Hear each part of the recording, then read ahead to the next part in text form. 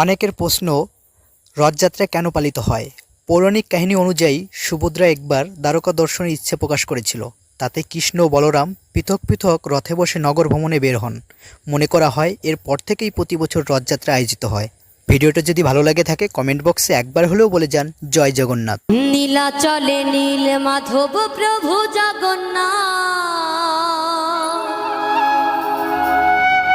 ভক্ত জনে কৃপা করো, দাও গো আশীর্বাদ তুমি। অনেকের প্রশ্ন, রথযাত্রা কেন পালিত হয়?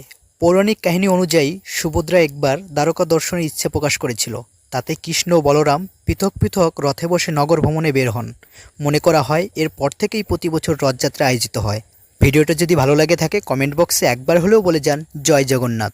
নীলাচলে নীল মাধব প্রভু জগন্নাথ,